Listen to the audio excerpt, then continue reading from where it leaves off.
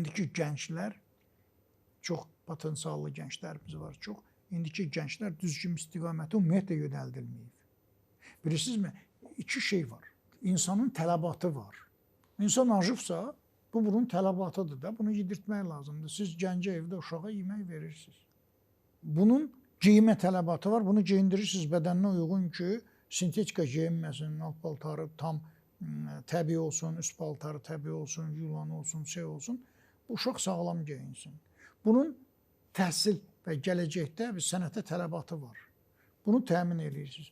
Amma uşaq gəldi, bir gözəl süfrə görür, uşaq iştaha gəlibdir. Toxdur. Amma bunun bir istəyi var. Telefon istəyir, bunu istəyir, onu istəyir. O gəncə əylənmək istəyirsin, geçsin özü qazansın, öz pulunla da əylənsin. Yox, mən toydan bilirəm ki, toyda da əylənmək istəyir də. Toydan mənim uşaqlarım gəldilər ki, biz belə istəyirik, elə istəyirik. Dedim, mənim etirazım yoxdur. Mən sizi böyütmüşüm, ürəyim istəyən kimi eləyim toyu.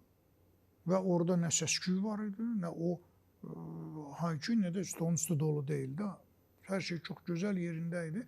İncirdə dedim, zəhmət olmasa, gedin özünüz pul qazanın, ürəyiniz istəyən kimi özünüzə toy edin. Mən onu şey eləm, mənim pulumla niyə sən kef eləyirsən? Mən pul qazanacam, mənim xanımım bəzənib, düzənib, geyinib, gedib özünü başqalarına göstərir. Birinci mənə göstərməlidir özünü. Mənim pulumla alınır bu pomada, bu geyim, bu paltar, bu saç düzümü, bu... Deməli, birinci mənim üçün olmalıdır da. Tayyar, çox qəliz adamsınız. Qəliz deyiləm, mən düzün deyirəm. Mən pul verəcəm, sən ged özünü başqalarına göstər. Başqalarına məclisdir də. Yox, məclisdir, niyə? Mənə göstər də. Mən evə gələndə mənim qarşıma köhnə yuyulmuş xalatla, soğanlı saçla çıxacaqsan, nə bilim, nə ilə iyi gələn. Mən axı elə qız evlənməmişəm axı. Mən onu alanda, almışam bu formada, formanı saxlamalıdır.